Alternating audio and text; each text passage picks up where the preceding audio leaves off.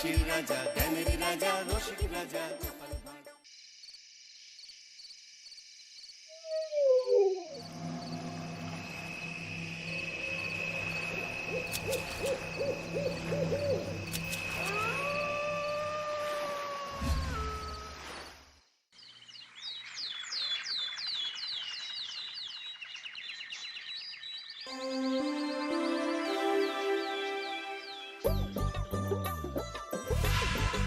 দূর দূর, হঠাৎ করে কেন যে এত চুল ঝরছে বুঝতেই পারছি না।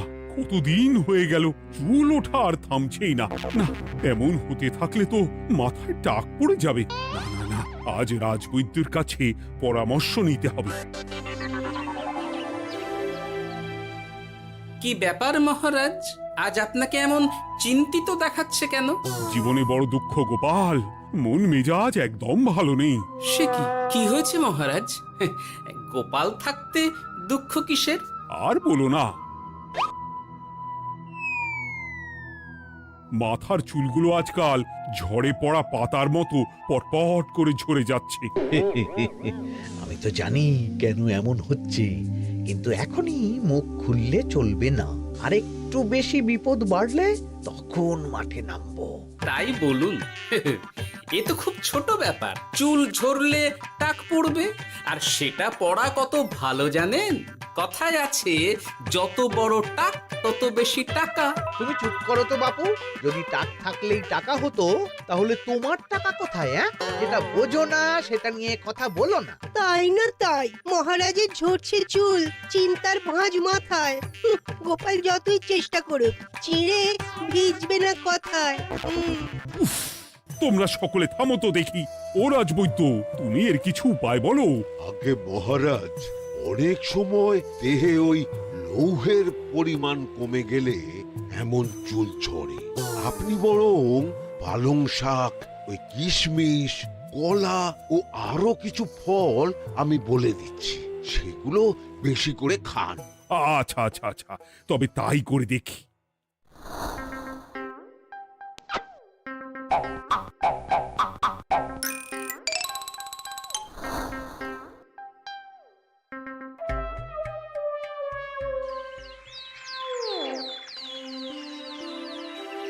ও রাজবৈদ্য, তোমার কথা মতো শাক পাতা ফলমূল সবই তো খেলাম, চুল ঝরা বন্ধ তো হলোই না। তো জানতামই এমন হবে। কিন্তু মহারাজ, এমনটা তো হওয়ার কথা নয়। কিন্তু হচ্ছে তো। আরে আমার সাধে চুল, কোথায় চলে গেলি সব? এর জন্য তুমি দায়ী। তুমি এর জন্য শাস্তি পাবে বৈদ্য। আমাকে আমাকে ক্ষমা করে দিন মহারাজ, এমনটা হবে এ তো আমি ভাবতেই পারিনি। কিছু মনে করবেন না মহারাজ, ছোট মুখে বড় কথা বলছি। কিন্তু সত্যি এখানে রাজবৈদ্যর কোনো দোষ নেই। ওকে শাস্তি দেওয়াটা ঠিক হবে না মহারাজ। দেখেছেন মহারাজ, গোপালের সাহসটা দেখেছেন? আপনার মুখের উপর কথা বলছে। তা বলি, তুমি যখন এতই বোঝো, তাহলে নিজেই একটা আস্ত লোহা খেয়ে দেখো না, তোমার মাথায় চুল গজাচ্ছে কিনা। ঠিকই আছে, এসব মূর্খের মতো কথা কেবল আপনার থেকেই আশা করা যায় মন্ত্রী মশাই। মহারাজ, আপনি বিচক্ষণ মানুষ। আমার শুধু অনুরোধ, আরেকবার ভেবে দেখবেন। ঠিক আছে, রাজবৈদ্যকে আমি শাস্তি দেব না, কিন্তু সকলের জন্য আমার একটা ঘোষণা আছে। কি ঘোষণা? আমার এই কঠিন সমস্যা যে দূর করে দিতে পারবে, তাকে আমি বিশেষ পুরস্কারে ভূষিত করব। এই তো পেয়েছি। এই সুযোগ কোনোভাবেই হাতছাড়া করা চলবে না। এবারের সমস্যাটা সত্যি বেশ কঠিন। কি করলে যে মহারাজের চুল পড়া বন্ধ হবে সেই উপায় মাথাতেই আসছে না। হঠাৎ করে কেন যে এমন হলো কে জানে।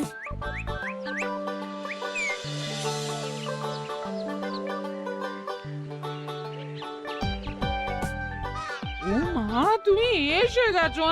একটু বসো, আমি তেলটা মেখেই হাত ধুয়ে খাবারটা বাড়ছি। হ্যাঁ, সে ঠিক আছে, কিন্তু তুমি কিসের তেল মাখছো এটা? কি আবার মাথার চুলের তেল? এখানেও চুল, ওদিকে মহারাজেরও চুল ঝরে পড়া নিয়ে আমরা সবাই হিমশিম খাচ্ছি গিন্নি। আরে, মহারাজের অত সুন্দর কালো চুলগুলো ঝরে যাচ্ছে, এ তো ভারী দুঃখের কথা। সে আর বলতে। ওই জন্যই তো আমি বাবা মাথায় এই জড়িবুটি তেল মাখি, এতে চুলের গোড়া শক্ত করে, চুলকে ভালো রাখে, নতুন চুল গজায় সব। হ্যাঁ কি কি বললে? নতুন চুলও গজায়? সত্যি? হ্যাঁ, বাহ, তাহলে আর চিন্তা কি। আমাকে এই তেলটা একটু দিতে পারবে গিন্নি? মহারাজকে দিয়ে আসি। উনি বলেছেন যে ওনার সমস্যা দূর করতে পারবে তাকে উনি পুরস্কার দেবেন। ওমা, এই তাই নাকি? এ তো দারুণ ব্যাপার গো। নাও নাও নাও, তেলখানা নিয়ে মহারাজকে কাল দিয়ে এসো তাহলে। আর জানিয়ে দিও, দিনে 2 বার কিন্তু তেল মাখতেই হবে। হ্যাঁ, আচ্ছা, ঠিক আছে।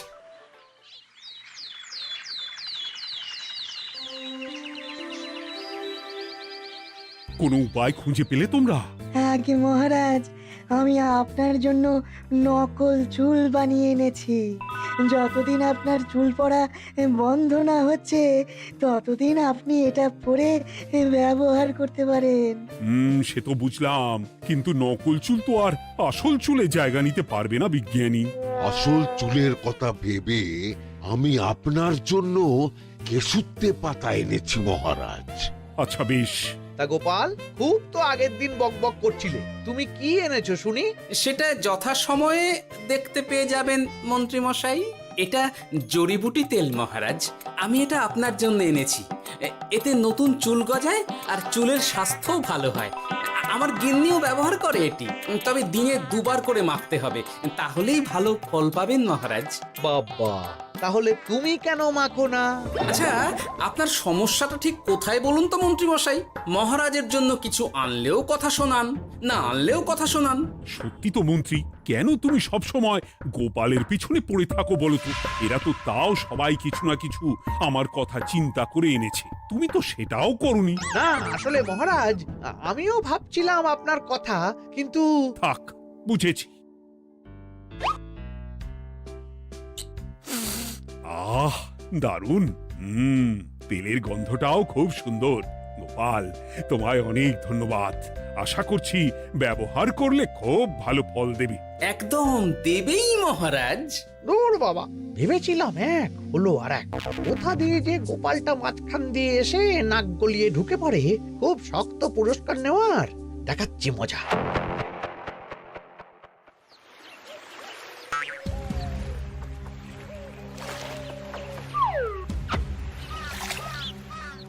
এবারে গোপালের তেল দিয়েই সব কিছু তোলপাড় করব।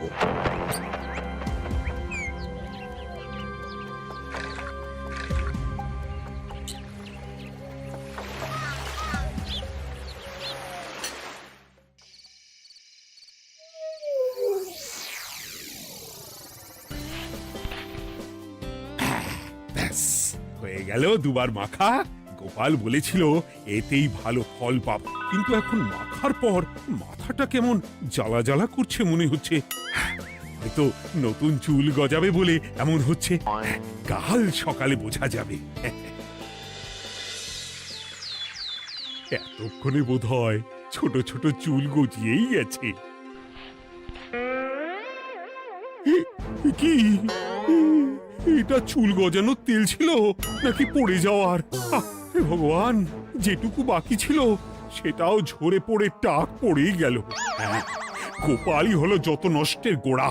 আজ আসুক সভায়।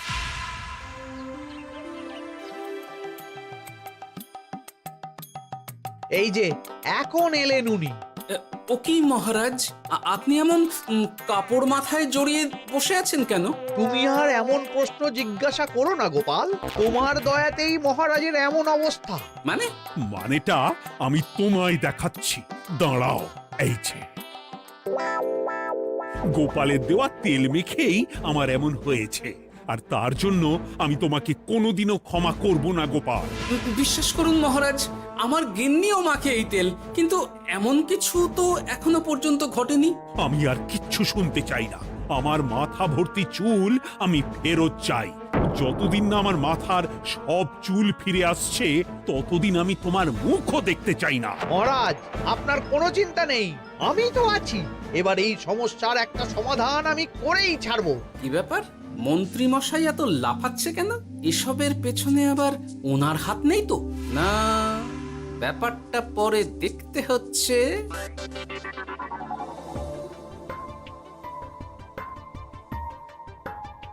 আমি বলি কি মহারাজ, এই সময়টা বরং আপনি নকল চুলটা মানে মানে পরচুলা ব্যবহার করুন। হ্যাঁ, অগত্যা কিছু তো একটা গন্ডগোল আছেই।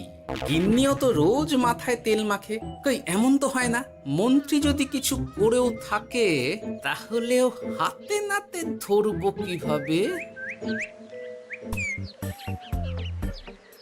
ও কি গো গোপাল দাদু, এখন এই সময় তুমি রাজসভা ছেড়ে এখানে? তোদের দাদু আর রাজসভায় যাবে না রে?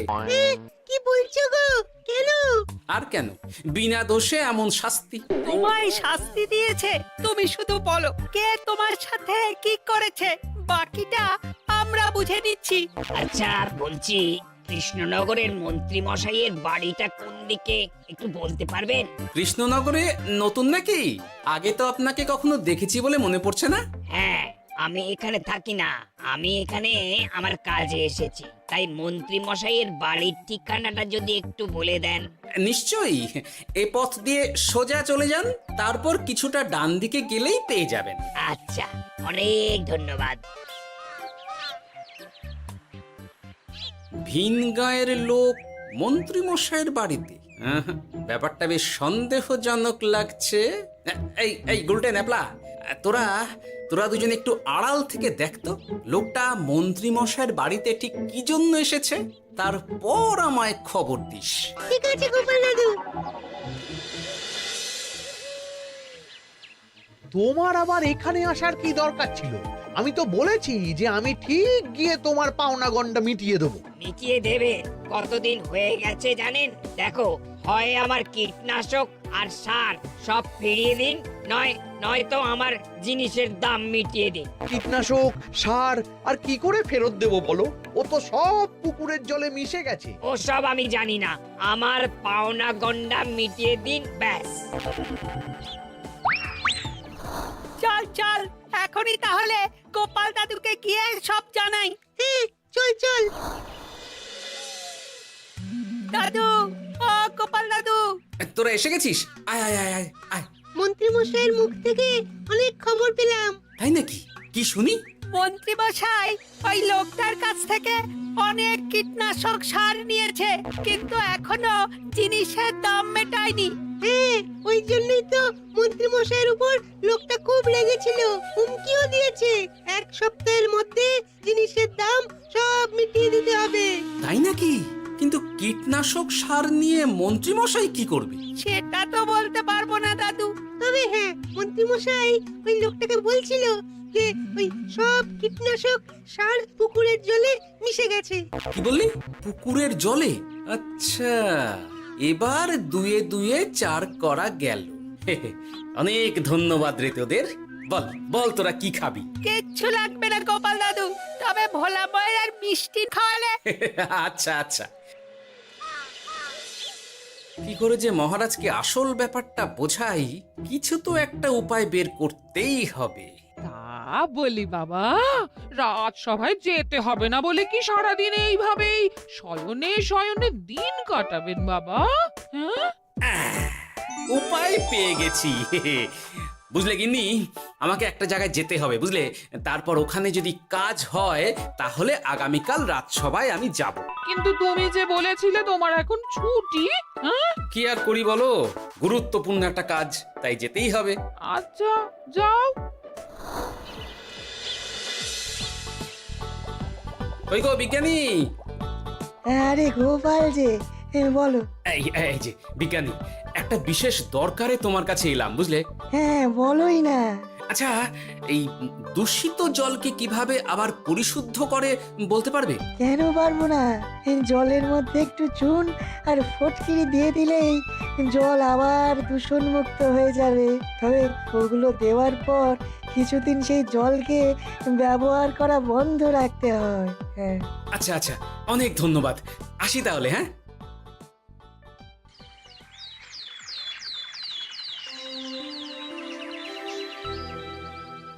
ছায়া পড়েছে, ছায়া পড়েছে।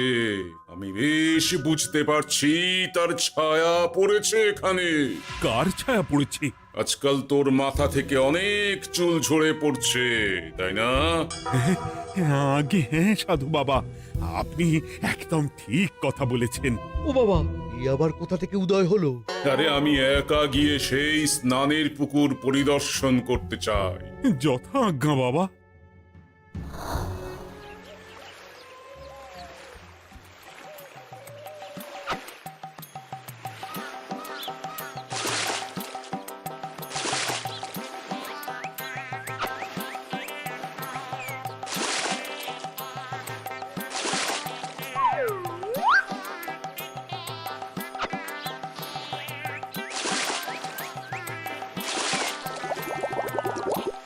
যাক বাবা, মোটামুটি সপ্তাহখানেক এভাবে থাকলেই পুকুরের জল আবার আগের মতো পরিষ্কার হয়ে যাবে।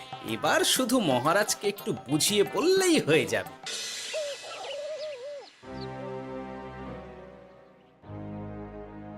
কি বুঝলেন সাধু বাবা? আমার অনুমানটাই ঠিক ছিল। পুকুরের জলে কালো ছায়া পড়েছে, কুদৃষ্টি পড়েছে, তাই এমন হচ্ছে। সে কি? কি কালো ছায়া? যত সব বাজে কথা। জল দূষণ করলাম আমি, আর দোষ পড়ছে কালো ছায়ার উপর। তাহলে এখন কি হবে? চিন্তার কোনো কারণ নেই। আমি মন্ত্রপুত ভস্য ছড়িয়ে দিয়েছি। 1 সপ্তাহ ওই পুকুরের জল স্পর্শ তো দূর, পুকুরের কাছেও যাওয়া নিষেধ। তাহলে আমার মোহরের কি হবে? যথা আজ্ঞা সাধু বাবা। ও কি, তাহলে মহারাজ এতদিন স্নান করবেন কোথায়? সে কথা কাউকে চিন্তা করতে হবে না।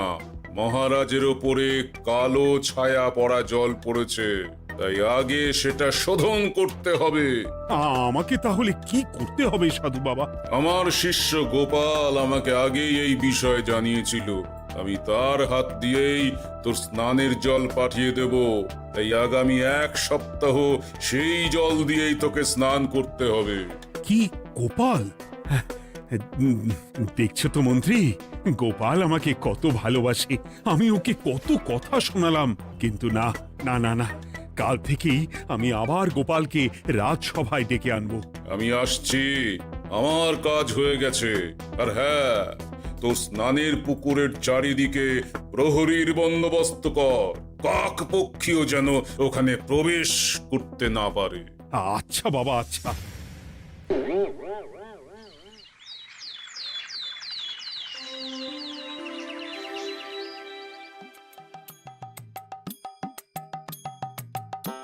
গোপাল, তোমাকে আবার এখানে দেখতে পেয়ে আমার খুব ভালো লাগছে। তোমার গুরুদেব গতকাল এসেছিলেন, কিছু মনে করো না। না বুঝেই তোমাকে অনেক কথা শুনিয়েছি। না মহারাজ, আমি জানি আপনি আমাকে খুব ভালোবাসেন, তাই আমি কিছু মনে করিনি মহারাজ। এই নিন, আমি আপনার স্নানের জল এনেছি। হ্যাঁ হ্যাঁ হ্যাঁ, দাও দাও দাও।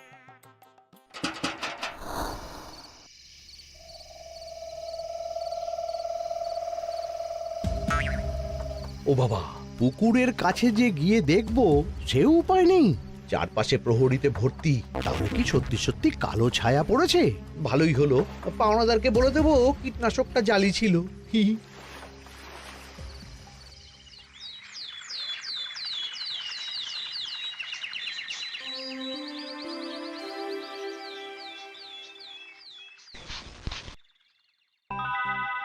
এই তো আমার সেই পুরনো কালো চুলগুলো আবার ফিরে এসেছে। আহা, কি যে আনন্দ হচ্ছে দেখে। আজ 1 সপ্তাহ সম্পূর্ণ হলো। গোপালের জন্য আমার স্নানের পুকুর থেকে কালো ছায়া দূর হয়েছে। আমাকে এই সমস্যা থেকে দূর করার জন্য আমি গোপালকে 100টি মোহর উপহার দিতে চাই। ধন্যবাদ মহারাজ। দূর, আমার আর ভালো লাগে না। সব সময় গোপালই মোহর পায়, এটা তো আমার পাওয়ার কথা ছিল। এদিকে আজকে পাওনাদারও আসবে।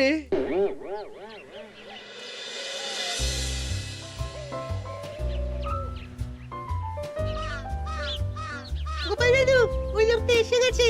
আচ্ছা, আসছি। এটা তো মন্ত্রীর বাড়ির দিকে রাস্তা। আমরা তাহলে ওদিকে এদিকে কেন যাচ্ছি গোপাল? আপনার পুকুরের আসল রহস্যটা কি সেটা আপনি জানবেন না মহারাজ? মানে নিজের চোখেই দেখুন, তাহলে বুঝতে পারবেন। আর একটু সময় দাও আমায় ভাই, এমনিতেও তোমার কীটনাশক কোনো কাজের নয়। কি এখন এসব কথা? আর একদিনও সময় দিতে পারছি না। একটু বোঝো, একটু। সব আমি মহারাজের পুকুরের জলে মিশিয়ে দিয়েছি। মন্ত্রী, তুমি তাহলে সেই কালো ছায়া?